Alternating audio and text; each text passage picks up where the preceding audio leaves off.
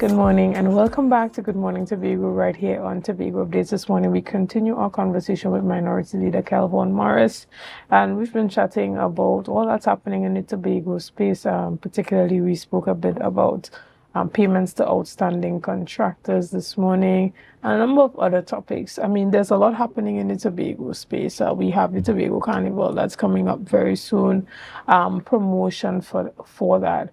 When we talk about the effective allocation and management of resources, in your mind, you would have highlighted that, there's some of the key foundational things that has to be covered, like just the basic things that are needed for basic efficiency within offices and ensuring that persons are compensated for the work that they do. But what are the other areas that you feel like need desperate attention, even as we look at these events that are happening? How do we promote them effectively? How do we truly diversify our economy and use all limited or scarce resources effectively?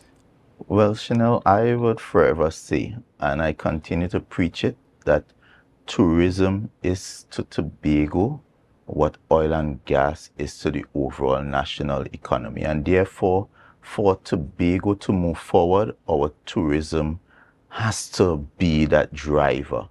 And, just yesterday I read a news article in the Newsday where the president of the Tobago Hotel and Tourism Association, Mr. McLean, is on record as saying that our international tourism arrivals, that figure has decreased by 70%.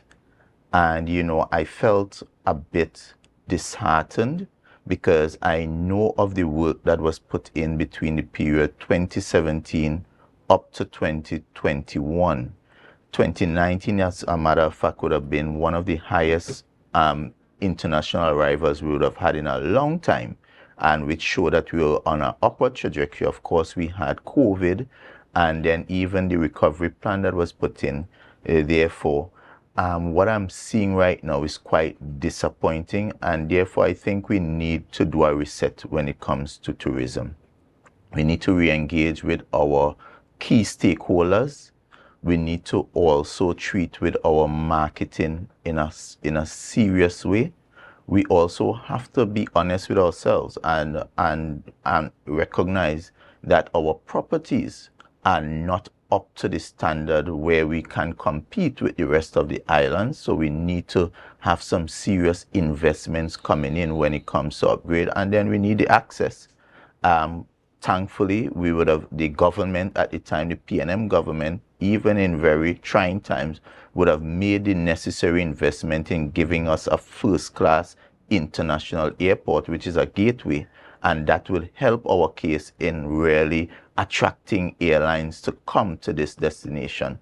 But I believe as a priority, we should be treating with our tourism product, because tourism can carry the rest of the economy. If we have a buoyant tourism sector, it means that your agricultural sector as well will naturally, because if you're doing that farm to table kind of approach, then all your farmers would recognize they have a ready market in their hoteliers, and that would boost agriculture.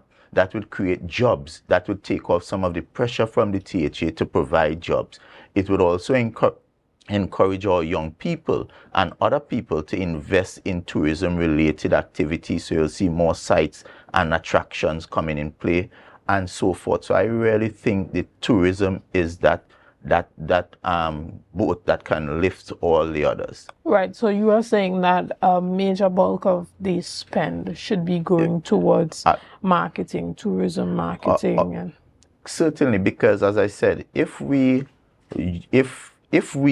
accept that tourism is that thing that can carry the economy, then it requires us to also make the necessary kind of investment. And I've always said Tobago also should be run as if it is a business. So you get $2.5 or $2.6 billion.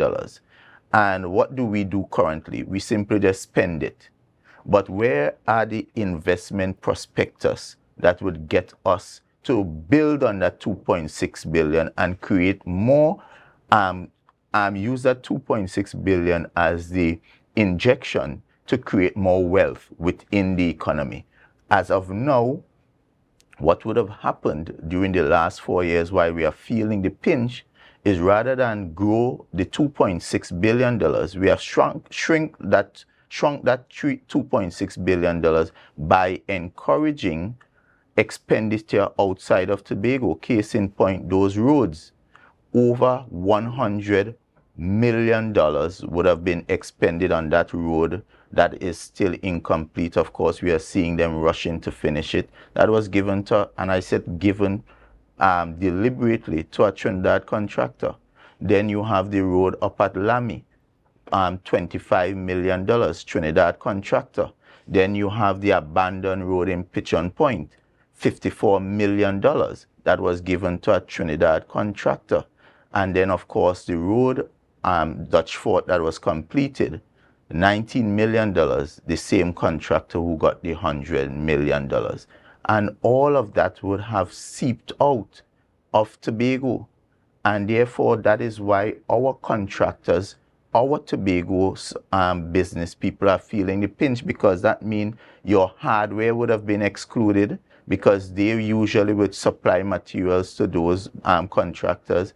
It means those people who have heavy equipment would have been excluded, because they would usually rent equipment, etc. So it's a whole economy that would have felt the pinch under this current administration. Right. Let's talk a little bit about that airport open. So we saw the ceremonial opening happening earlier this year when Prime Minister Dr. Keith Rowley was the Prime Minister then. And we're in a situation now where we're not sure when the airport will actually be opened. What are your thoughts on that? And specifically when it comes to generating economic opportunities surrounding that airport for Tobagonians, not just in the airport, but in the surrounding areas?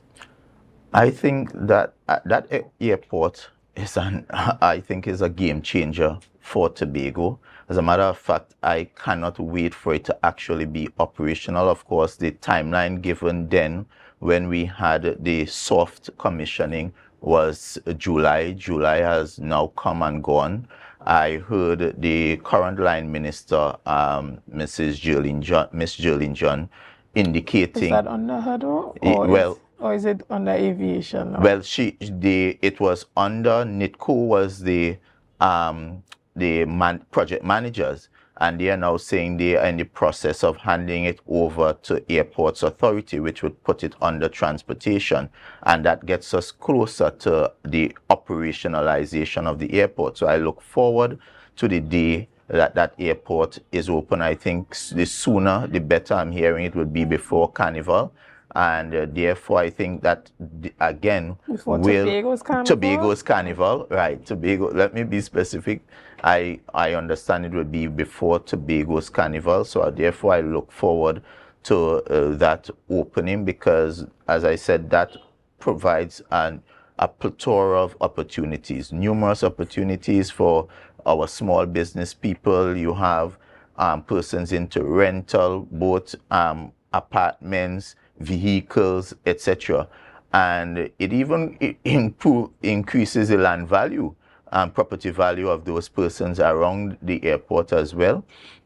So that in itself is an excellent initiative, but we cannot deny the fact that we missed out on an opportunity as Tobago, because I heard the Chief Secretary recently forgetting that it was his administration that decided to abandon the initial plans, which were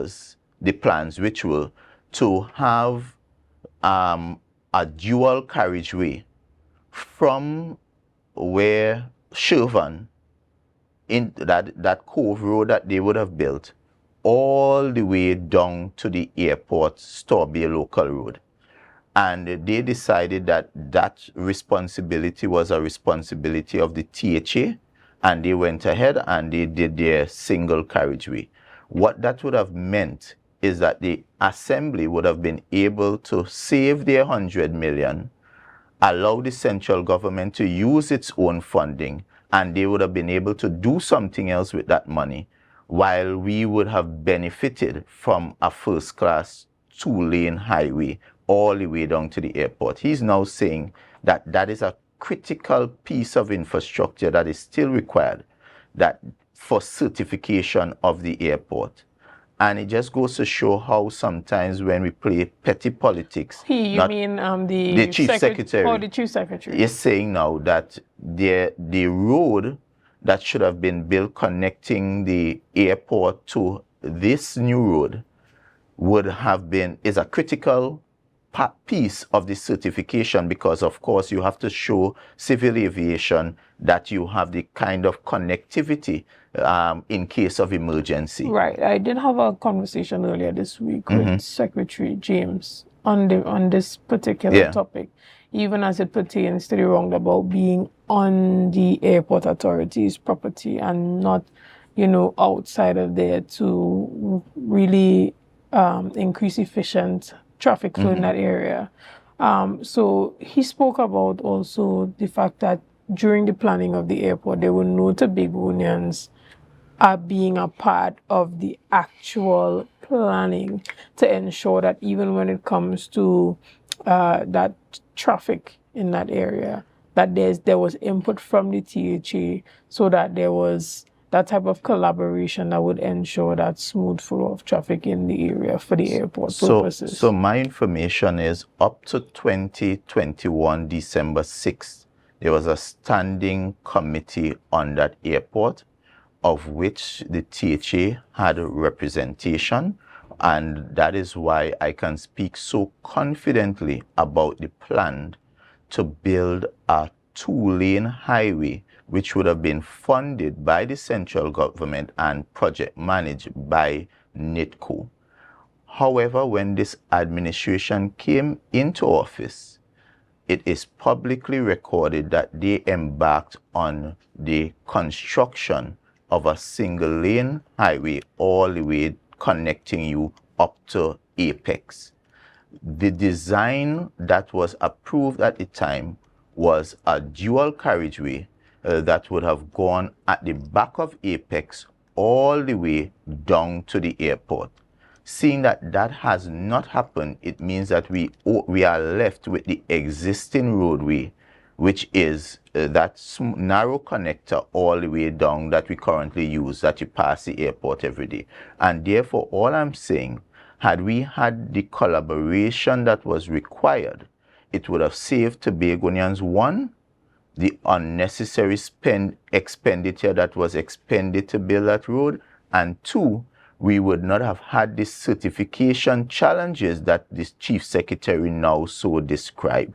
And therefore, I've always said to my colleagues, there's a difference between fighting and fighting up. And there's a time to fight, and there's a time to sit down and have discussions. And it is a pity that we are at this place now where we have to now find a way to ensure the road, this additional road is built, so that roundabout is built, so that we can have the certification, so that airport can be in full international use. Understood. But even as we round up the discussion this morning, is there anything that you want to say to Tobagonians? Well, the point is, as we prepare, because we are preparing, we are as a matter of fact, we are in an election season. As a matter of fact, I see the dates as being either January 19th or January 26th of 2026, based on the timelines available. And therefore, you would have seen 4 years of this administration. I recall when the chief secretary was campaigning, he did indicated he wanted an opportunity to fix the things that Tobagonians at the time felt frustrated about. And he also put a caveat there. He had said, give us this chance to fix it. But if we are not able to fix it, then you would have an opportunity to change us out. And therefore, in the coming weeks and months, Tobagonians, you would have to make the assessment whether the things you have been frustrated about have been fixed. And if you feel comfortable in that way that it has been fixed to your desire, then you would make your decision.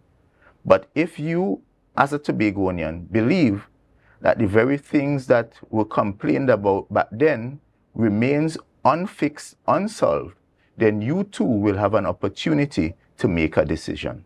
Understood. Well, I want to thank you so much for your time this morning, bringing those perspectives and being the voice of those unpaid contractors this morning. And unpaid gratuity people as And well. unpaid gratuities. Unfortunately, we come to the end of our discussion this morning. I want to thank the minority leader, but we also want to thank you for sticking with us this Definitely. morning. Thank you for your likes, your shares, and your comments, and all that you have done and continue to do to make Tobago Updates the #1 broadcaster here on the island of Tobago. Again, I am your host, Shenell Felix, and have a great day and an even better weekend. Start to rise.